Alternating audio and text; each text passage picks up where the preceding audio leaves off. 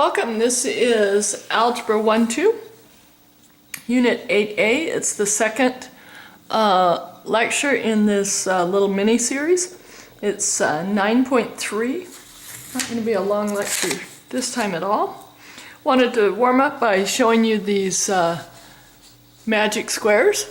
I gave you two in the last lesson and explained how to do them. Now I want you to go ahead and fill yours in.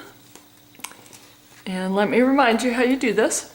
Find a number that multiplies to be the bottom number, adds to be the top. If I think of all my factors of 15, I could list them over here. My factors of 15 would be 1 and 15, 3 and 5, or the opposite, which it won't matter what order they're in. So let's add those and see which ones get to 16, because we know that they'll both be positive in order to multiply to be a positive number. So when we add those, 1 and 15 actually equal to 16. So there we have it. There's your answer. I want you to pause the video now and go ahead and answer the next ones. Copy down what those are and then answer them, and then I'll fill in the answers and you can turn this back on and get them.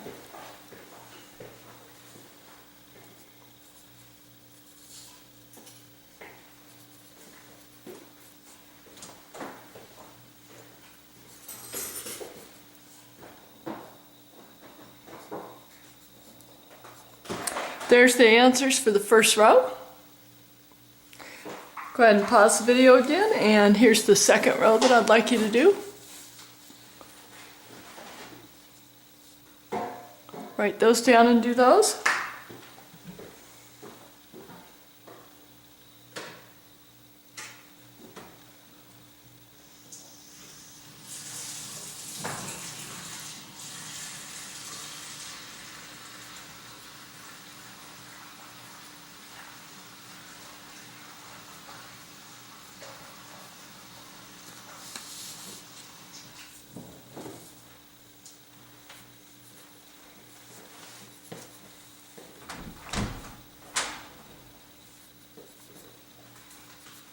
And there you go.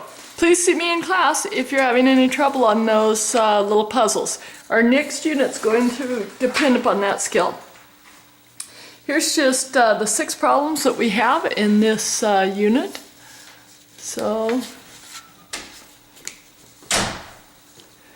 the first thing that I ask you to do, this is on the bottom of page 4, is I ask you to square the binomials. Your first step in squaring those is to expand it out. X plus 5 times x plus 5. Now, use whichever technique you used in the last lesson, whether you're doing FOIL or whether you're doing the box method, but go ahead and find the product of these two binomials. So I'll show you different methods. This first one I'll do as a FOIL. So first, x times x would be x squared. Outside is 5 times x is 5x. Inside is 5 times x, which is 5x. And last is 5 times 5, which is 25. Combine your like terms in the middle. X squared plus 10x plus 25. Now what I really want you to do with this is take a look at your final answer. Take a look at what you were given and see if you start to see a pattern of how you could skip doing all this work and just go straight from a binomial square into the answer. Might not be easy to see just on one problem, so let's do another. There's our box method. M minus 8 and another m minus 8. M times m would be m squared. M times negative 8 is negative 8m. Negative 8 times m is negative 8m. And negative 8 times negative 8 is positive 64. Okay. Now we combine our diagonals. We get m squared minus 8 and 8 is 16. M plus 64. Again, how could I get the positive 64 from there? And how could I get this negative 16? Is there a pattern there? In the previous one, we had an x plus 5 and we got a positive 25 as our last term. And in the middle we had a plus 10x. So do you see a pattern of how to get from these to these without doing all that work? Remember, math is always meant to lessen the amount of work we do in life, not make it greater.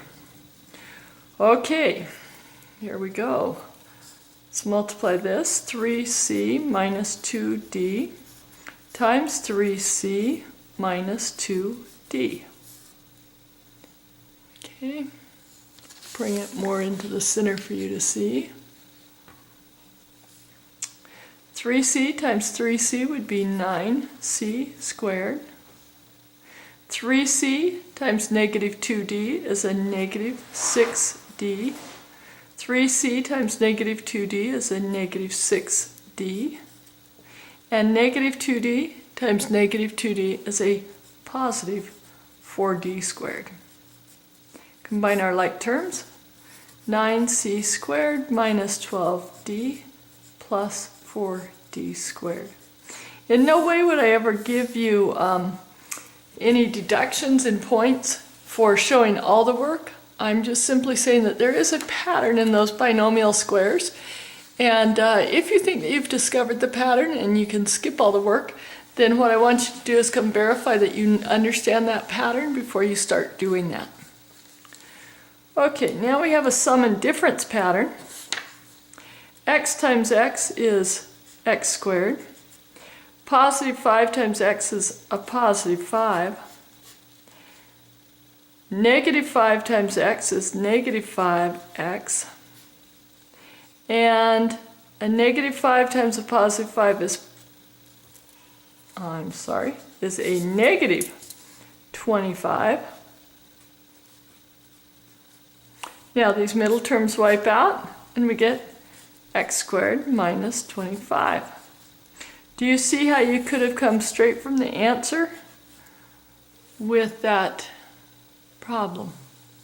So if we follow that same thing, we took the first term and squared it, took the last term and squared it, and just put a minus between them, do the negative times positive. If we follow that same thing, we'll have a minus between them because it's a negative times a positive.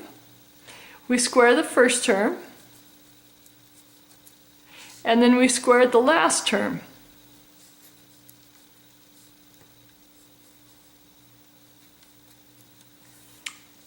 Excellent.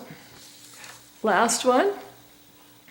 3c times 3c is 9c squared.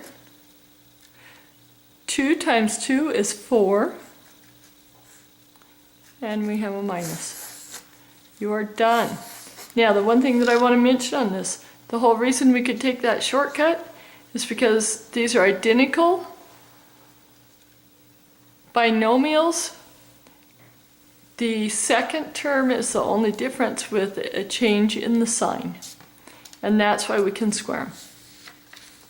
Or not square them, but why we can square their factors and get a sum and difference answer. Okay, that's the end of the Unit 8A notes. Get prepared for a quiz on Unit 8A.